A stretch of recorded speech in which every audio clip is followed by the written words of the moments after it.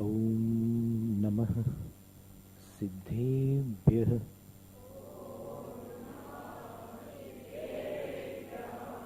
नमो अरिहन्ताणं। नमो सिद्धाणं। नमो आयर्याणं। नमो उवज्झायाणं। नमो लोय सव्वसाहूणम्।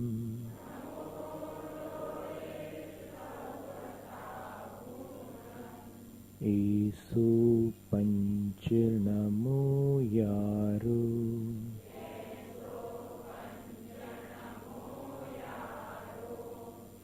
सव्व पावपणासनो।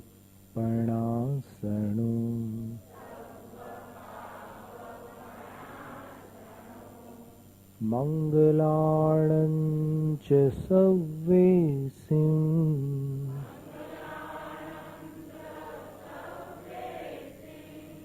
परमं हवै मंगलम्।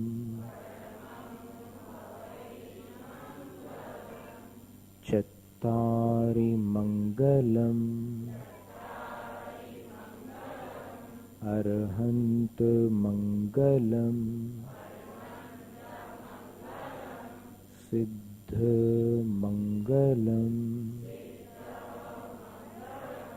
साहु मंगलम्।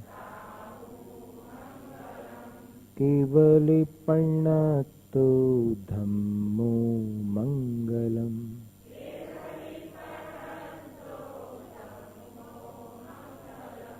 चत्तारि लुगुत्तमा।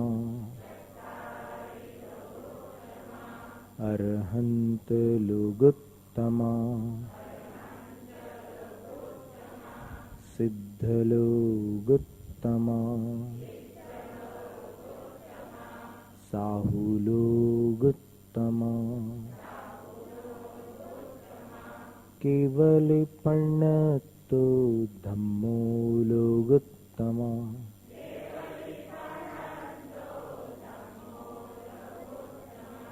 चत्तारि शरणं पव्वजामि।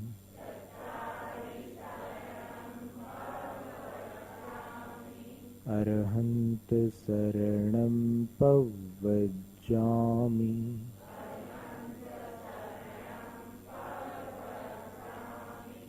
सिद्ध शरणं पव्वजामि।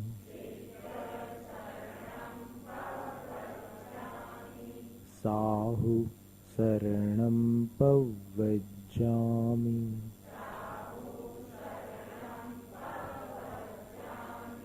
केवलिपण्णतो धम्मो शरणं पव्वजामि।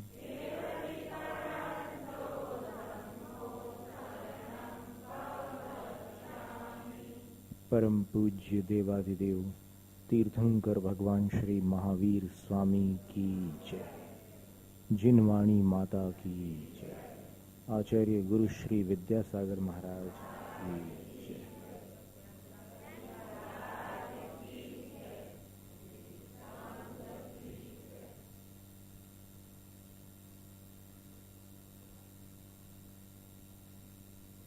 चार रविवार हुए हैं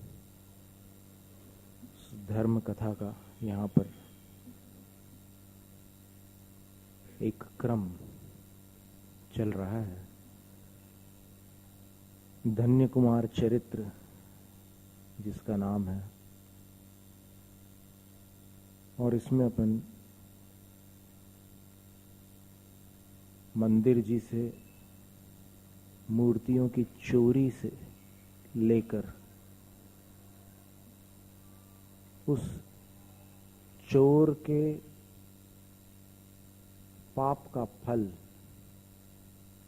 विभिन्न गतियों में, और फिर अंत में नरकों की तिर्यंच गति की यात्रा करके उसने मनुष्य जीवन प्राप्त किया, वहाँ भी किस प्रकार उसके जीवन में अभाव खटकते रहे, उसका सारा वर्णन सुना। अंत में सौभाग्य से उसको गुरु का सानिध्य प्राप्त हुआ और उसकी माँ ने गुरुवर सुव्रत मुनिराज को, जो मासोपवासी थे, 1 महीने का उपवास करके आए थे, खीर का आहार कराया। और फिर अगले दिन उन्हीं गुरु के उपदेश को गुफा के बाहर बैठकर इस बालक ने सुना और व्रत धारण की भावना करके माँ से अनुमति लेने घर की ओर चला। जंगल में उसको शेर ने खा लिया और फिर देवगति में, सौधर्म स्वर्ग में एक वैभवशाली रिद्धिधारी सम्यक दृष्टि देव बनता है। उसके बाद फिर धरती पर आता है, माँ को संबोधित करता है और माँ, उस गांव का मुखिया बलभद्र, सारा कुटुंब व्रतों को धारण करके, तपस्या करके अंत में सौधर्म स्वर्ग में आ जाता है। वहां से फिर ये लोग सब जब पुनः मनुष्य जीवन को प्राप्त करते हैं, तो जो गांव का मुखिया बलभद्र था, वो तो एक संपत्तिशाली सेठ बनता है। और जो मृष्टदाना का जीव था, जिसने मुनिराज को आहार दान दिया था, वो उसकी पत्नी प्रजावती बनती है। फिर वो जो पुराने देवदत्त आदि जो 7 लड़के थे मुखिया के, जो इसको परेशान किया करते थे, अकृत पुण्य को मारते पीटते थे, खीर मांगता था और वो मारते थे, वो उसके 7 पुत्र बनते हैं। और फिर ये जो अकृत पुण्य का जीव था,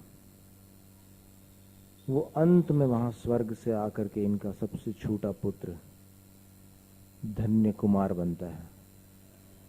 और धन्य कुमार वैसे तो बड़ा सुखी था, कोई अभाव नहीं था, सब कुछ उसको मिल रहा था। पैदा होते ही बगीचे से खजाना निकला, फिर कुछ दिनों के बाद फिर दूसरा घड़ा निकला अंदर सिक्कों से भरा हुआ। लेकिन भाई लोग उससे चिढ़ते थे और भाइयों के षड्यंत्र के कारण अंततः धन्य कुमार को घर छोड़कर भाग जाना पड़ता है। और हुआ ये, वो घटना आपको याद होगी कि जब बावड़ी में पानी में खेलने के लिए, जल क्रीड़ा के लिए सब निकले 8 भाई, तो फिर उन्होंने पहले से योजना बना करके रखी थी कि आज इसको अपन पानी में डुबा देंगे। तो वो आपस में झूठ मूठ लड़ने लगे कि मैं पहले जाऊंगा, मैं पहले पानी में कूदूंगा। और फिर अंत में उसको फंसा दिया धन्य कुमार को। वो जैसे ही पानी में कूदा तो उसके ऊपर एक चट्टान डाल दी। और जब बहुत देर हो गई और कोई अंदर से पानी से कुछ भी ऐसा कोई प्रतिक्रिया नहीं देखने में आई, तो वो लोग वापस घर आ गए। और यहाँ धन्य कुमार पानी में डूबता डूबता पत्थर के वजन के नीचे महामंत्र नमोकार का स्मरण कर लेता है। और उसी समय जो जल देवता है वो उसको वहां पर सुरक्षित कर लेता, पानी के अंदर मरने नहीं देता। और उसके बाद जब वो सब भाई लोग चले जाते हैं, तब उसको नए वस्त्र पहनाकर एक सिंहासन पर बैठाल कर पानी से बाहर निकाल कर निवेदन करता है कि मृत्यु काल में लोगों का धैर्य टूटता है, लोग घबरा जाते हैं और उनको सूझता नहीं कि हमें क्या करना चाहिए इस समय। लेकिन चूंकि तुमने धीरज रखकर महामंत्र का स्मरण किया है, इसलिए तुम्हें धर्म श्रद्धालु जानकर मैंने मरने से बचाया है।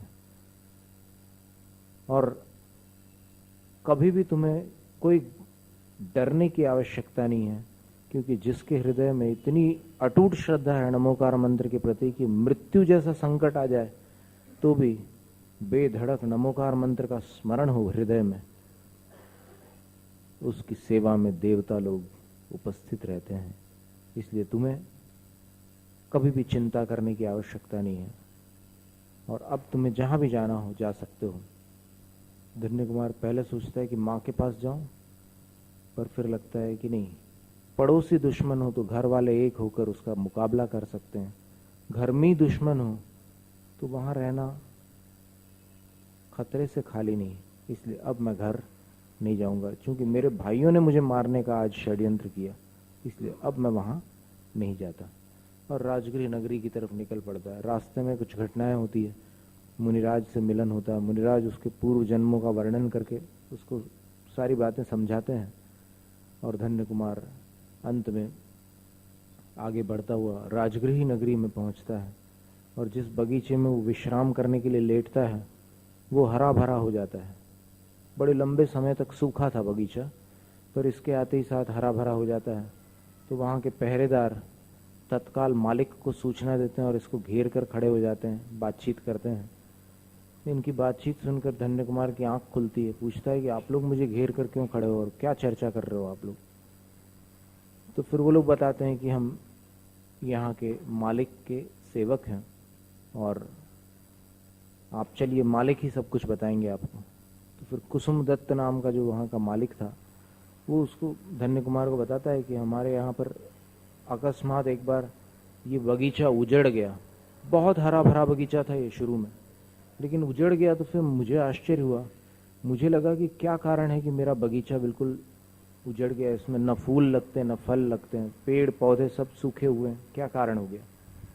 तब मैंने एक अवधि ज्ञानी मुनिराज से पूछा, तब उन्होंने कहा कि जिस व्यक्ति के आने पर यह बगीचा पुनः हरा भरा हो जाए,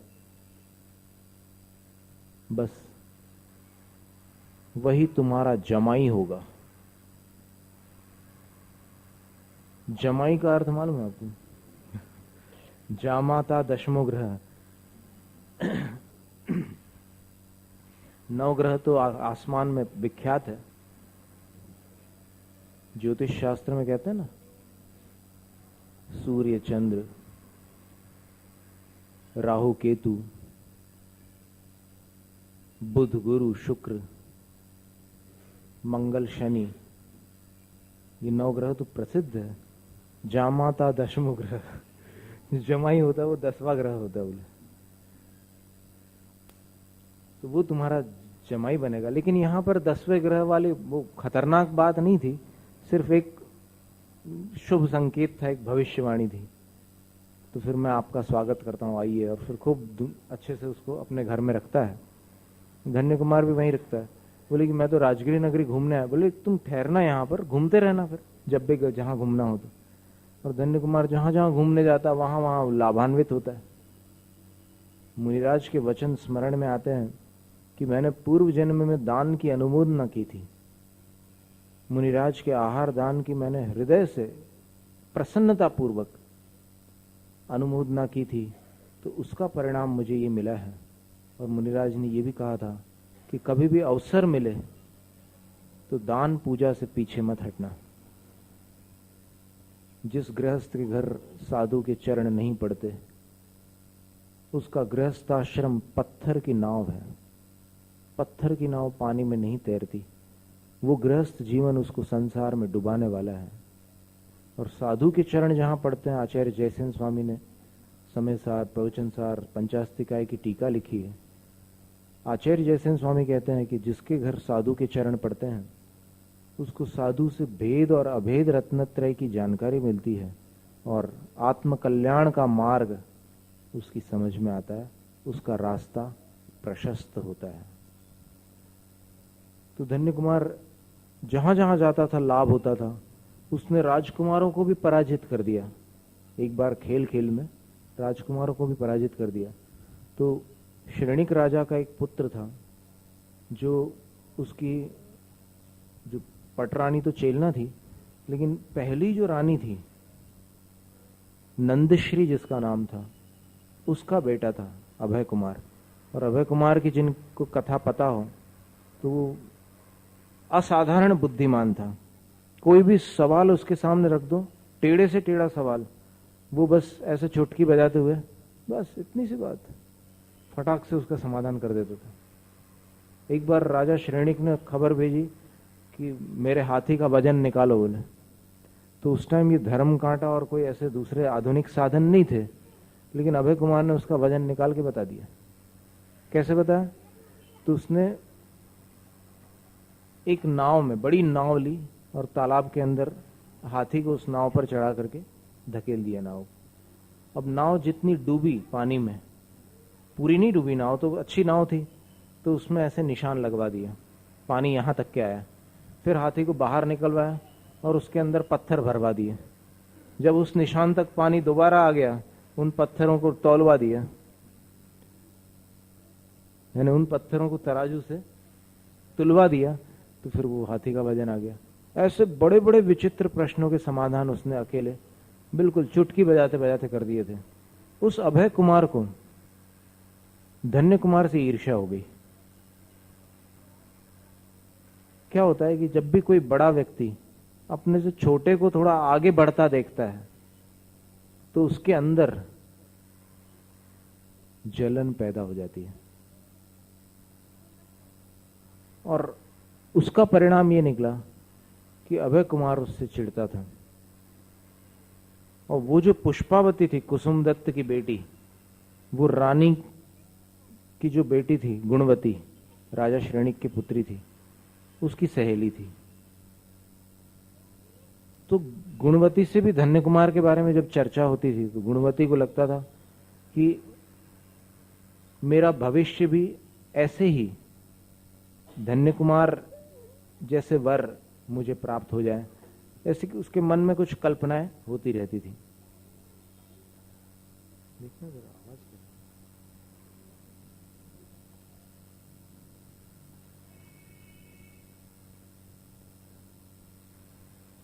और राजा श्रेणिक जानता था इस बात को, लेकिन जब अभय कुमार से चर्चा हुई तो अभय कुमार ने ईर्ष्या के कारण बोला कि उस अनजान परदेसी के साथ मैं अपनी बहन का विवाह नहीं होने दूंगा। वो भले गुणवान हो और बड़ा पुण्यशाली हो, लेकिन ऐसे अजनबी के साथ मेरी बहन की शादी नहीं हो सकती। और उसको तो मरवा डालना चाहिए, बोले बेकार का यहां पर आकर के सब अपने नगर वासियों को भ्रमित कर रहा है, बोले सबको आकर्षित कर लेता है वो। राजा बोलते हैं कि अरे अभय कुमार, तुम्हारे जैसा विद्वान और चतुर मंत्री पद भी था अभय कुमार के पास, और तुम युवराज भी हो, मेरे पुत्र भी हो, तुम ऐसी कैसी बातें करते हो। राजा श्रेणिक भी समझदार था, बहुत होशियार था। तो राजा श्रेणिक को भी लगा कि जरूर कोई बात है, इसके मन में कुछ ऐसा, इनका आपस में कहीं पटती नहीं है, ऐसा जरूर कोई ना कोई कारण है। तो फिर अभय कुमार फिर अपनी बात को संभालते हुए बोलता है कि ठीक है, एक उपाय हो सकता है कि मेरी बहन का विवाह उसी के साथ होगा, अपन एक घोषणा करवा दें जो राक्षस भवन में रात भर ठहर कर वापस सुरक्षित लौट आए। मन में सोच रहा था अभय कुमार कि आज तक कोई नहीं लौटा, ये कहां से लौट आएगा। और जैसे राजा ने ये बात मंजूर की, स्वीकार की, तो फिर नगर में घोषणा हो गई कि रात भर जो राक्षस भवन में ठहर कर आएगा उसको राजा की पुत्री दी जाएगी और आधा राज्य भी दिया जाएगा। अब वहां कौन अपनी जान जोखिम में डाले। सब लोग घबरा गए, ये पता नहीं कैसा विचित्र राजा का दिमाग चला है। सब लोग समझ रहे थे कि राजा का ही ऐसा विचार है, लेकिन था विचार अभय कुमार का। और धन्य कुमार के कानों तक जैसी बात पहुंची तो धन्य कुमार ने सोचा कि चलो ये भी ट्राई करके देख लेते हैं, एक बार एक आजमा करके देखें।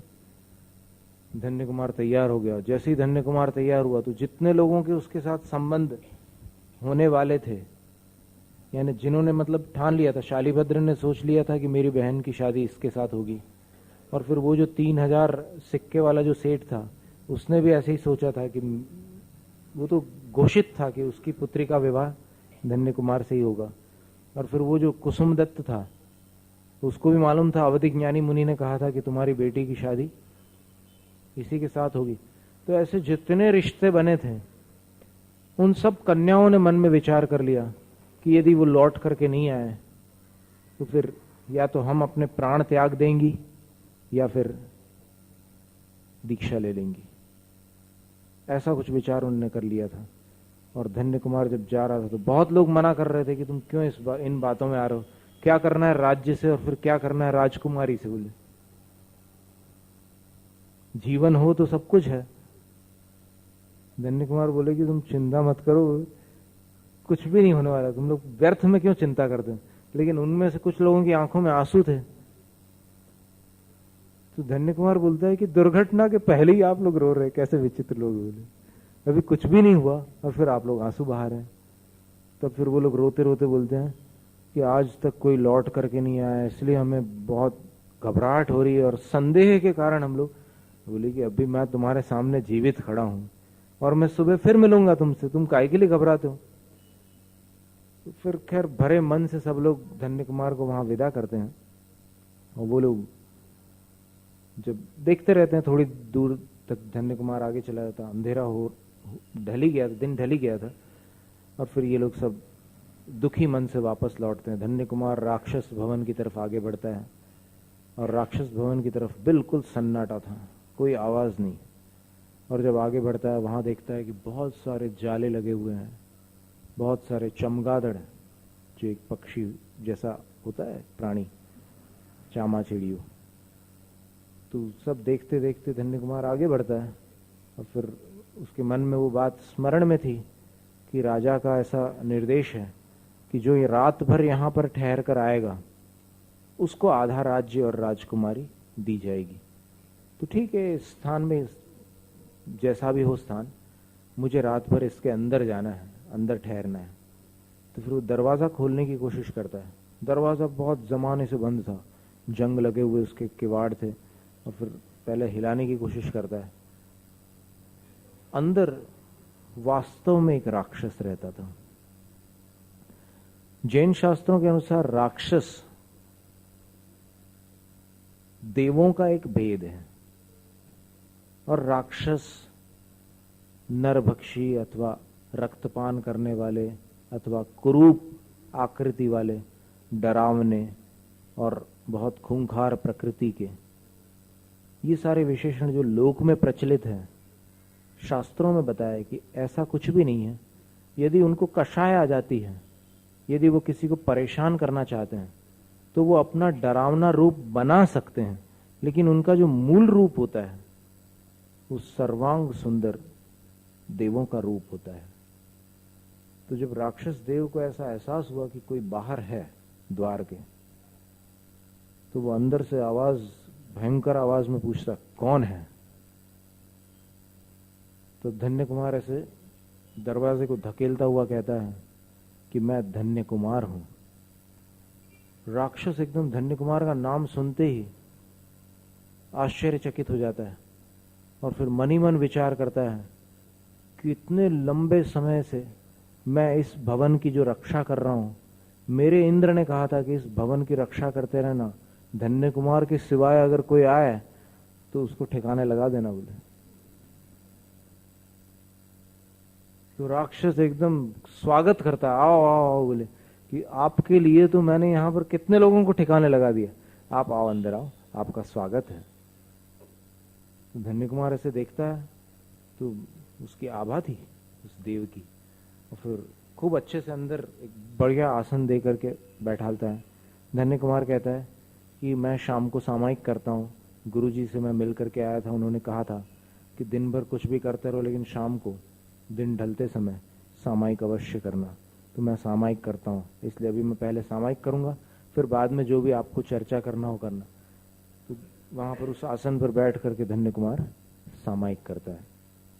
कैसे सामायिक करता है, तो पूर्व दिशा में विराजमान प्राग दिग्विदिगंतरतः केवली जिन सिद्ध साधु गण देवाः ये सर्वर्धि समृद्धा योगी शास्तान हम वंदे।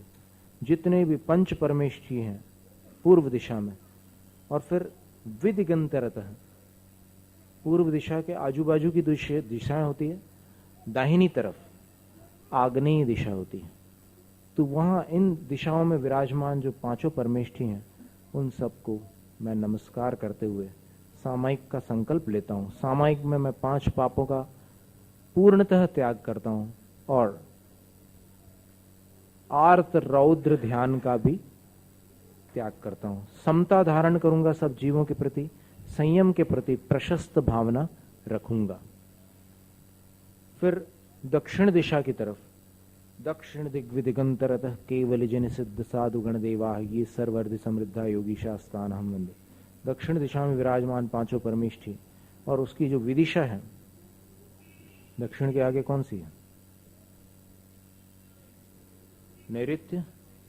नैऋत्य, उस विदिशा में भी विराजमान जितने परमेष्ठी हैं और रिद्धिधारी बड़े बड़े महामुनि हैं, गणधर देव आदि हैं, उन सबको मैं नमस्कार करता हूं और सामायिक स्वीकार करता हूं। सव सावज्य जोगम पच्चखामी करेमि भंते सामायिम। हे भगवान, मैं सामायिक करता हूं और पांचों पापों का और मन वचन काय की पाप पूर्ण प्रवृत्ति का त्याग करता हूं।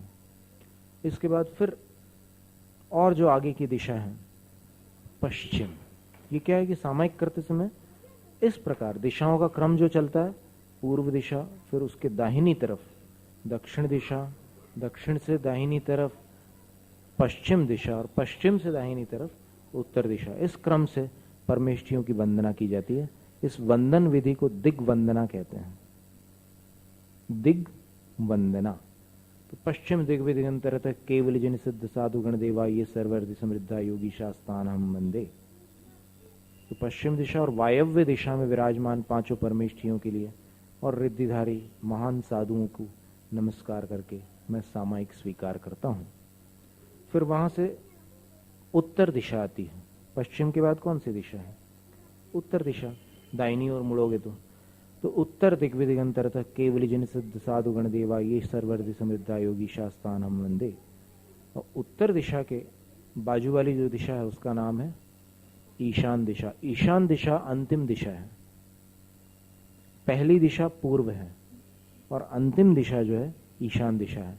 इन सभी दिशाओं में विराजमान पांचों परमेष्ठियों की भक्ति पूर्वक अड्ढाई द्वीप 2 समुद्र सुपर्णा रसकम भूमिसु, 2.5 द्वीप 2 समुद्र 15 कर्म भूमियों में आर्य खंडों के अंतर्गत और अन्यत्र जितने भी साधु हैं, जितने भी केवली हैं, जितने परमेष्ठी हैं, उन सब के प्रति कृतिकर्म करते हैं। कृतिकर्म का अर्थ होता है वो पूरी विधि। क्या उस विधि में सबसे पहले बैठ करके प्रणाम किया जाता है। जैसे आप लोग मंदिर जी में आते हैं, बैठते हैं, दोनों पैर, दोनों हाथ और मस्तक झुका लेते हैं, तो कितने अंग झुक गए? 5। तो इसको पंचांग नमस्कार बोलते हैं। माताओं बहनाओं के लिए पश्वर्ध शैया, इसकी विधि बताइए। भाइयों के लिए पश्वर्ध शैया भी हो सकती है और फिर सीधा जो पंचांग नमस्कार है, दोनों घुटने टेक दिए, हाथ जमीन में लगाकर, दोनों कोहनियां ऐसे लगाकर माथा नीचे जमीन पर लगा दिया, ये पंचांग नमस्कार। तो पश्वर्ध शैया आप लोग जानते ही होंगे कि जो जिसको गवासन बोलते हैं वर्तमान में। गवासन में क्या होता है? गाय जैसे अपने पैर ऐसे बाजू में रख करके बैठती है, रखती है कि नहीं? आपने देखा हो कई बार, अभी बाहर देख लेना जाकर के कभी। तो गाय जैसे अपने दोनों पैर पीछे के बाहर रख, इस बाजू में रख करके फिर सामने के पैर ऐसे टिका देती है, जमीन पर बैठ जाती है। उसी प्रकार गवासन में जब भी बैठ करके नमस्कार किया जाता है तो फिर दोनों पैरों को एक तरफ रखना पड़ता है और फिर दोनों हाथ धरती पर लगाकर सिर झुकाकर नमस्कार किया जाता है। जिनका शरीर थोड़ा ज़्यादा विस्तृत है तो उनको कभी कभी माथा नीचे ज़मीन पर लगाने में कठिनाई होती है, लेकिन झुकाने में कोई तकलीफ वाली बात नहीं है। तो इस प्रकार पंचांग नमस्कार से ये विधि प्रारंभ होती, कृतिकर्म बोलते हैं इसको। पंचांग नमस्कार किया पूर्व दिशा में, उसके बाद में फिर नमोकार मंत्र, चत्वारी मंगल आदि पूरा पढ़ करके, फिर 2.5 द्वीप आदि का स्मरण करके, और जितने भी मनुष्य क्षेत्र में परमेष्ठी हैं उन सबको, और सारे लोक में सिद्ध परमेष्ठी तो सिर्फ मनुष्य लोक में तो नहीं है, यहाँ से जो लोग अभी मोक्ष जा रहे हैं तो वो सिद्ध पद को प्राप्त हुए, लेकिन एक समय में वहां पहुंच जाते हैं लोकाग्र में। तो इन सब की वंदना करते हुए, इनकी विनय करते हुए, फिर करेमि भन्ते सामाय्यम, फिर संकल्प लेते हैं। कैसे संकल्प लेते हैं? हे भगवन, सामाय्यम करेमि, मैं सामायिक करता हूं। सर्व सावज्य योगम पच्चखामी, सर्व सावध्य योग यानी 5 पापों का मन वचन काया से पच्चखामी त्याग करता हूं। जावत जीवन जावन नियमम, जब तक मैं यहां समता धारण करता हूं तब तक इसका मैं त्याग करता हूं, और अरहंतों की पर्युपासना करता हूं। और फिर सब जो आदि तीर्थंकर है या फिर धर्म के चतुरांग चक्रवर्ती, तीर्थंकर भगवान को धम्मवर चाउरंग चक्रवर्ती ये विशेषण दिया है। इसका मतलब ये होता है कि धर्म के जो 4 अंग हैं, वैसे तो धर्म 2 भागों में बैठा है, एक मुनि धर्म और दूसरा श्रावक धर्म, लेकिन इसमें जो सर्वोच्च स्थान होता है वो मुनि धर्म पालन करने वालों में यदि पुरुष पर्याय है तो निर्ग्रंथ मुद्रा के धारी साधुओं का स्थान होता है, और फिर यदि माता बहन की पर्याय है तो फिर वो उन महाव्रतों को धारण करते हुए आर्य का पद में अवस्थित रहती हैं। आर्य का पद में अवस्थित रहती हुई, महाव्रतों का पालन करती हुई जो साध्वियां रहती हैं, साधना करती हैं रत्नत्रय की, उनका गुणस्थान मुनियों के गुणस्थान के समकक्ष नहीं होता। उसके कुछ दूसरे कारण हैं, सैद्धांतिक कारण हैं कि उस पर्याय में 5म गुणस्थान तक के प्रगति हो जाती है। और फिर बाकी इधर देखें, अपन श्रावक धर्म की अपेक्षा विचार करें तो श्रावक धर्म की अपेक्षा विचार करो तो इसमें सबसे आगे कौन है? श्रावक की कितनी प्रतिमाएं होती हैं?